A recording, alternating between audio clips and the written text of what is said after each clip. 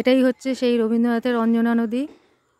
অঞ্জনা নদী তীরে চন্দনী গায়ে পোড়া মন্দিরখানা গঞ্জের বায়, জীর্ণ ফাটল ধারা এক কোণে তারি, অন্ধ নিয়েছে বাসা কুঞ্জ বিহারী।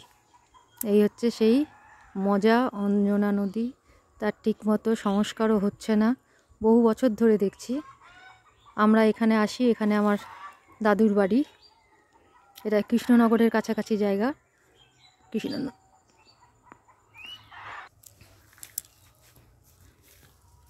এই যে অঞ্জনা নদী।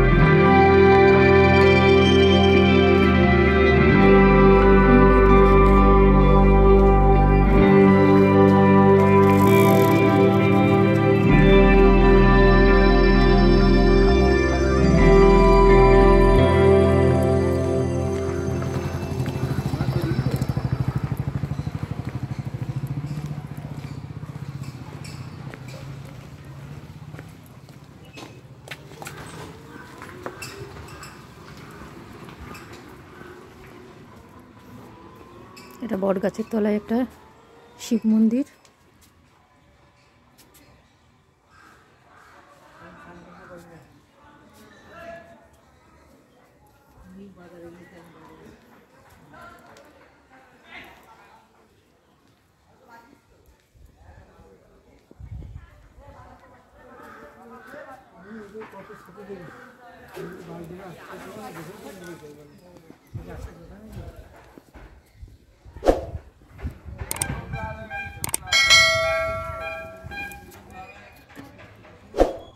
এখানে ষষ্ঠী পুজো হয়, সব গ্রামের লোকেরা এখানে এসে ষষ্ঠী পুজো করে।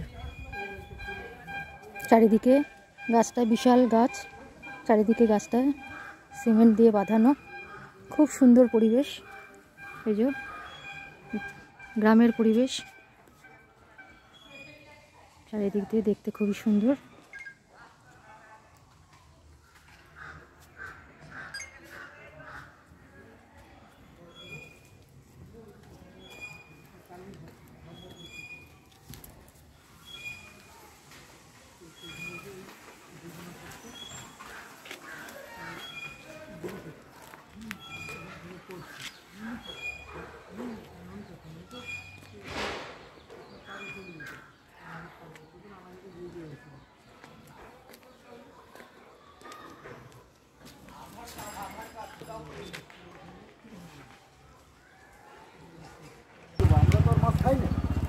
এই যে অঞ্জনা নদীর ব্রিজ তৈরি হয়েছে, ওপারে অঞ্জনগড় গ্রাম।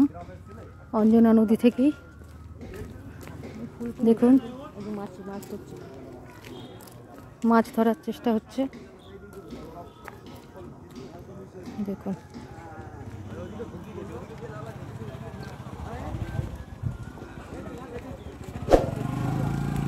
অন্য জায়গায় আছে পরিষ্কার অঞ্জনা নদী, কিন্তু এখানে একদমই মজে গেছে।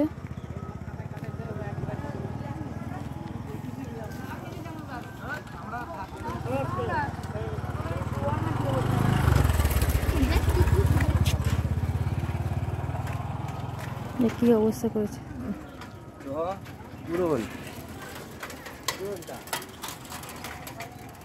ওইদিকে কিছুটা আটকে নিয়ে একটা পুকুর বানানো হয়ে যাচ্ছে। জানি না ওটা অঞ্জনা নদীর অংশ নাকি অঞ্জনা নদীর অংশ নয়। এইভাবে বেঁকে ঘুরে গেছে নদীটা।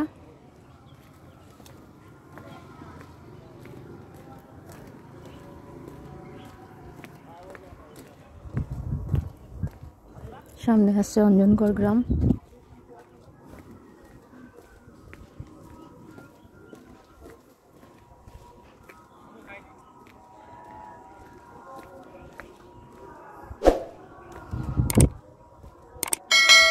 এইভাবে জায়গায় জায়গায় আটকে রেখে দিয়েছে, জল সেখান থেকে বার করে শুকিয়ে দিচ্ছে নদীটাকে।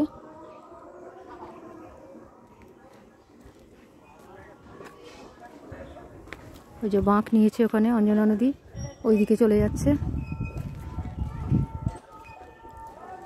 ব্রিজের ওই পারটা অঞ্জনগড় গ্রাম,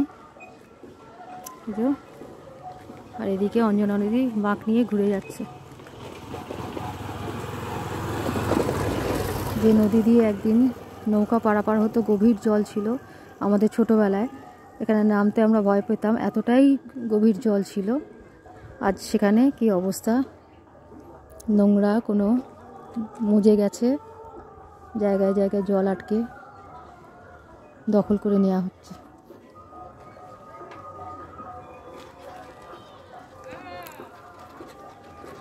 কেউ যদি এই অঞ্জনা নদীকে দেখতে চান তাহলে কৃষ্ণনগরে, শিয়ালদা থেকে কৃষ্ণনগর লোকাল ধরে কৃষ্ণনগরের 2টো স্টপেজ আগে জালালখালি, বাতকুল্লাতে নামবেন, বাতকুল্লার পরে জালালখালি, তারপর কৃষ্ণনগর। বাতকুল্লাতে নেমে কাউকে বলবেন অঞ্জনগড় গ্রামে যাব বা অঞ্জনা নদীর ব্রিজে যাব, তাহলেই আপনারা এসে এটা দেখতে পারবেন।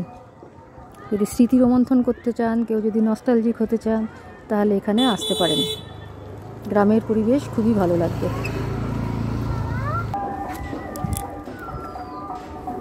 ওইখান দিয়ে রেল লাইন আছে, ট্রেন ঢুকছে। আগে আমরা এখান থেকে দেখতে পেতাম, এখন আর দেখা যায় না ট্রেনটা। এই যে দেখুন, ওইদিকে দেখুন অঞ্জনা নদী কত দূর অব্দি দেখা যাচ্ছে। সংস্কার করলেই কিন্তু ভালো হয়। খুবই চওড়া নদী, খুবই সুন্দর লাগছে, খুবই সুন্দর প্রাকৃতিক দৃশ্য, কিন্তু দরকার এটাকে পরিষ্কার করা। যত দূর চোখ যায় অঞ্জনা নদীর দুধারে গাছ, সবুজ সবুজে ভরা, ভীষণই সুন্দর। আর এটা কিন্তু জঙ্গল নয়, এই যে সবুজ, এগুলো হচ্ছে সব ফলের গাছ, নানা রকম ফলের গাছ ভর্তি। একদম এই গ্রামটাই পুরো ফলের গাছে ভর্তি, নানা রকম ফল পাবেন এখানে।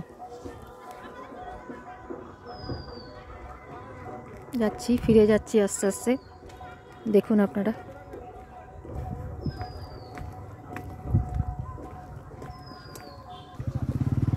দেখুন, আমাদের ছোটোবেলায় কিন্তু এই পাকা সেতু ছিল না। এই যে পাশে এটা দেখছেন, এটা একটা কাঠের সেতু। আমাদের ছোটোবেলায় এই কাঠের সেতু ছিল, সেটা ভেঙে নতুন পাকা সেতু হয়েছে। দেখুন কাঠের সেতুর কি অবস্থা। এই যে কাঠের সেতু।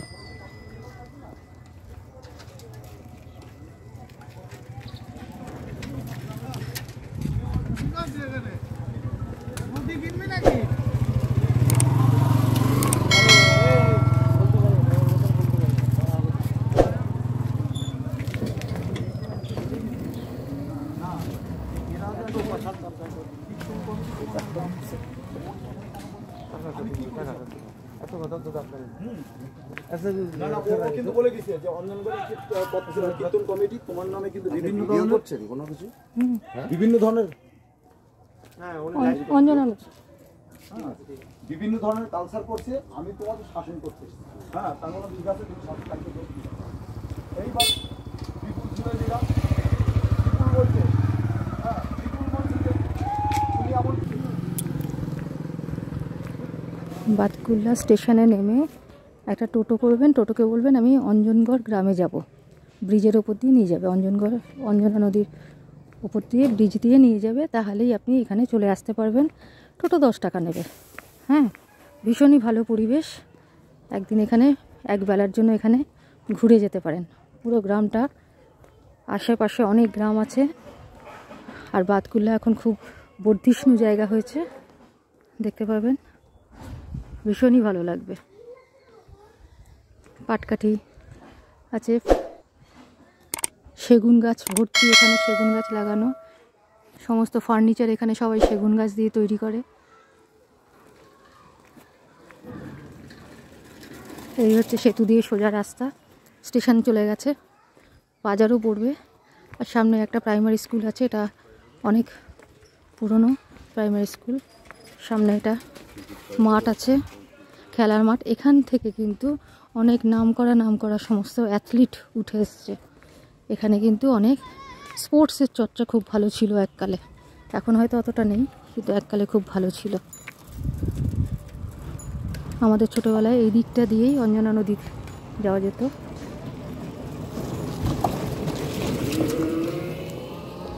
এখন এখানে বাড়িঘর তৈরি হয়ে গেছে, আগে কিন্তু এগুলো সব ফাঁকা ছিল, জায়গাগুলো সব ফাঁকা ছিল, এখন বাড়িঘর তৈরি হয়ে গেছে।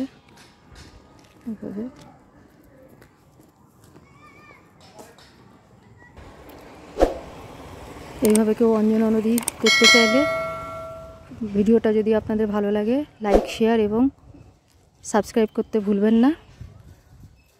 এবং তাহলে আরও এরকম অফবিট জায়গা আপনাদের দেখাবো। আশা করি আপনাদের ভিডিওটা দেখার জন্য আপনাদের ধন্যবাদ। আশা করি আপনাদের ভালো লেগেছে।